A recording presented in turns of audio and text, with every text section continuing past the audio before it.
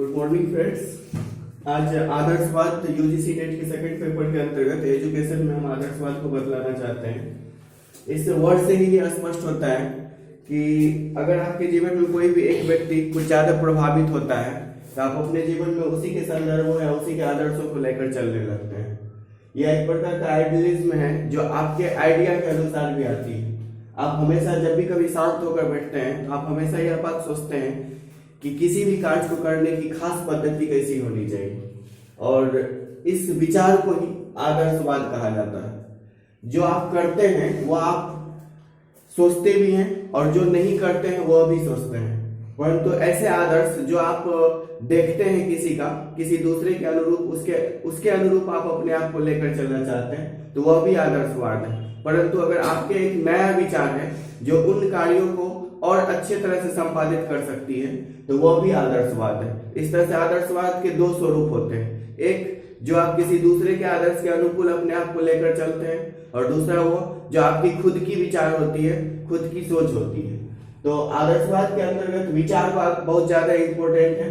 विचारवाद के अनुसार ही मनुष्य अपने जीवन में कुछ भी बेहतर करने की कोशिश करता है, और सारे विचार खुद की उपज होती है। और ये विचार जो होता है ये हमारा डिजायर होता है, अर्थात जिसकी हम कल्पना करते हैं, जो चीज हम बनने की कोशिश करते हैं या जिस चीज को हम अचीव करने की कोशिश करते हैं, वो विचारवाद के अनुकूल ही हमारे जीवन में प्रभावित होता है या हमारे जीवन में प्रफुल्लित होता है। इस तरह से दूसरा इसका विचार है, आदर्शवाद का दूसरा टर्म अध्यात्मवाद की ओर भी जाती है। आप देखे होंगे कि हम फिलॉसफी में दो प्रकार बतलाए थे, एक प्राकृतिक और एक भौतिक, या एक प्रकृतिवाद और एक भौतिकवाद। तो ये प्रकृतिवाद का ही एक टर्म है अध्यात्मवाद।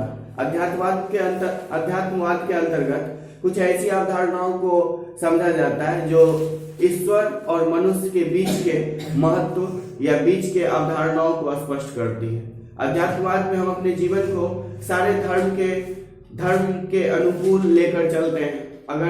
अगर किसी एक धर्म के पक्ष के हिसाब से अपने जीवन के सारे संस्कृति या कर्म या और सारे व्यवहार को लेकर चलते हैं तो उसकी समझ या उसके सामने बहुत सारी समस्याएं आ सकती है। अतः आप जब भी कभी अध्यात्मवाद की ओर अग्रसित होते हैं तो आपको अपने आप को एक न्यूट्रल, बिना किसी धर्म बिना किसी संप्रदाय का मानना होगा। जब तक आप अपने आप को किसी एक धर्म या एक संप्रदाय के अनुकूल लेकर चलते हैं तब तक आप अध्यात्मवाद की गहराई में नहीं जा सकते हैं। अध्यात्मवाद के अंतर्गत कुछ ऐसे शब्द हैं जिन शब्दों की पुष्टि करने में हमारे जीवन में व्यतीत हो सकता है, परंतु उन शब्दों को अगर दूसरे संदर्भ में ले लेते हैं तो हमारा जीवन दूसरे दिशा में जाकर बर्बाद भी हो सकता है। अतः अध्यात्मवाद की बात हम करेंगे, परंतु मुख्य रूप से फिलॉसफी के पार्ट के रूप में, फिलॉसफी के दर्शन के रूप में। परंतु अभी अध्यात्मवाद को हम आदर्शवाद के रूप में इसलिए जोड़ रहे हैं क्योंकि अध्यात्मवाद जो है यह भी एक विचार है। आप अपने जीवन में देखते होंगे कि सभी लोग अलग अलग धर्म संप्रदाय के हैं, अलग अलग रूप में अपने आप को अग्रसित करते हैं, परंतु वो उसी दृष्टि से सिर्फ चलते हैं जिस दृष्टि से उसका संप्रदाय या उसकी धर्मावली जा रही है। अगर किसी दूसरे दिशा की ओर उसे देखने को कहते हैं तो वो उसे गलत समझता है, परंतु ये वास्तविकता नहीं है।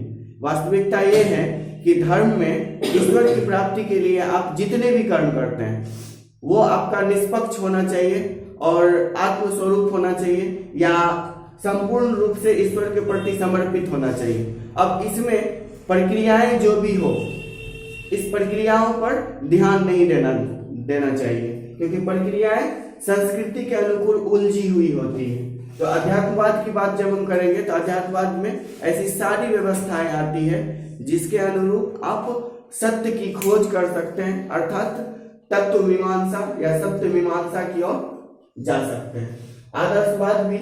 आदर्शवाद का ही एक बिंदु है अध्यात्मवाद। इसके अंतर्गत हम सत्यम शिवम सुंदरम एक वर्ड लिखे हैं जिसके मूल रूप को हम स्पष्ट करना चाहते हैं।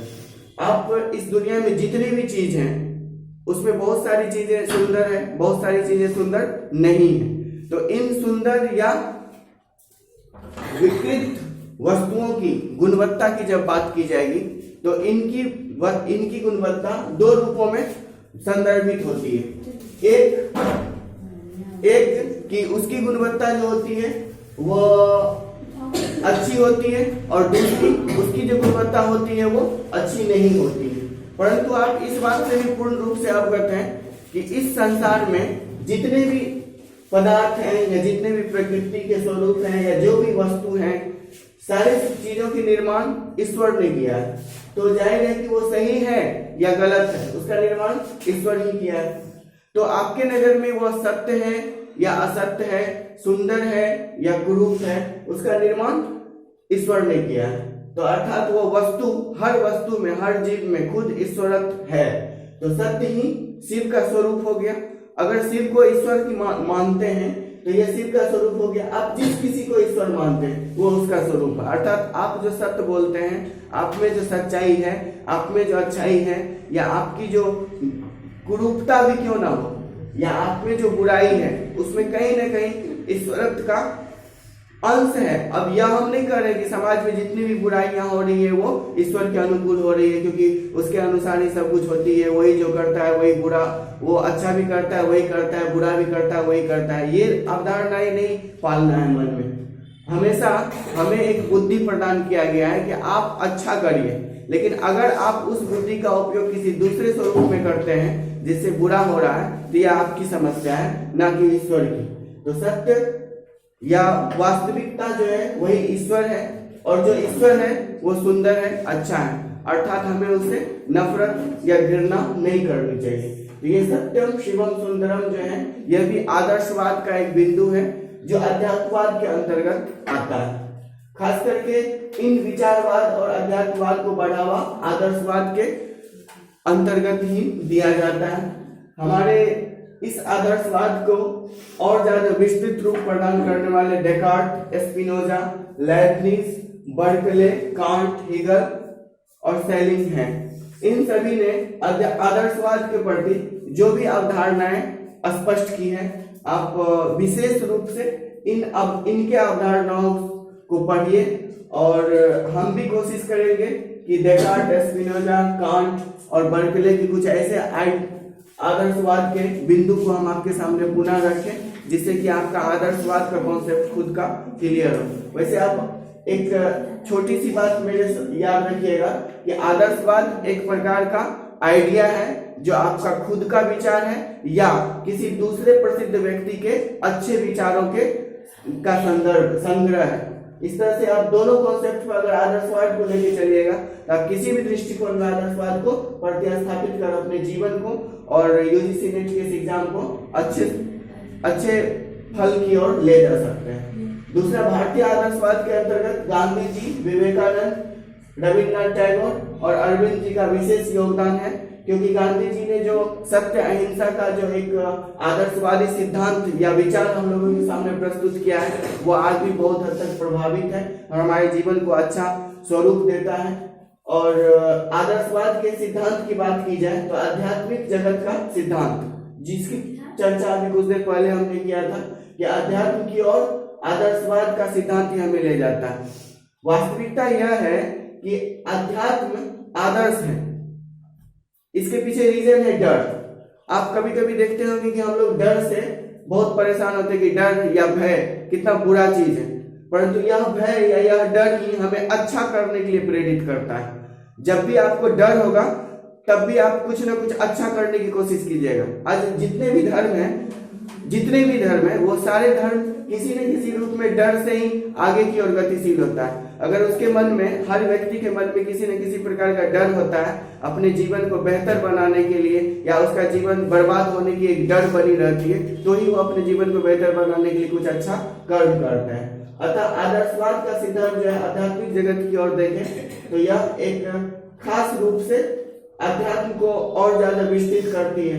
दूसरा है विचार का सिद्धांत। इसकी भी चर्चा हमने किया है कि आदर्शवाद मुख्य रूप से एक विचार है जो खुद का या किसी प्रसिद्ध व्यक्ति का एक विचार होता है, जिसके अनुरूप हम आदर्शवाद को और बढ़ावा दे सकते हैं। महत्व का सिद्धांत भी आदर्शवाद है। आपके जीवन में हर वस्तु के एक खास महत्व है, हर वस्तु की, यहाँ तक कि समय का सबसे ज्यादा महत्व है, परंतु वस्तुओं की, व्यक्ति की, हर चीज की एक खास महत्व है। तो उसके महत्व में ही उसे महत्व देना, मतलब एक खास लिमिट में उसे महत्व देना ही आदर्शवाद है। क्योंकि अगर आपका एक काम है कि आज आप स्कूल कॉलेज जा रहे हैं स्टडी के लिए, तो वहाँ आपको महत्व देना है पुस्तकों का, शिक्षकों का, क्लास का, कॉलेज का, स्कूल का, संस्था का। अगर ऐसे कंडीशन में आप अगर किसी दूसरे संसाधन को महत्व देते हैं तो आप गलत होंगे। तो महत्व का एक लिमिट होता है कि आप किस हद तक किसे महत्व दे रहे हैं। तो महत्व का जो सिद्धांत है यह महत्व की सीमितता को बतलाता है, जो आदर्शवाद का ही एक स्वरूप है। और व्यक्तित्व के विकास का सिद्धांत यह भी आदर्शवाद का एक स्वरूप है। जब व्यक्ति अपने जीवन को और बेहतर बनाना चाहता है तो उसका विकास होता है, जो उसका बौद्धिक और आत्मिक विकास है, और ये विकास उसके विचार के अनुकूल ही होता है। इस तरह से आदर्शवाद विचार, व्यक्तित्व, अध्यात्म और महत्व का सिद्धांत है। और आदर्शवाद के अंतर्गत मुख्य रूप से विचारवाद और अध्यात्मवाद आते हैं, जिसके विस्तार स्वरूप को डेकार्ट, स्पिनोजा, लैटविज के और सारे आदर्शवाद के टर्म को हम किसी दूसरे क्लास में प्रदर्शित करेंगे।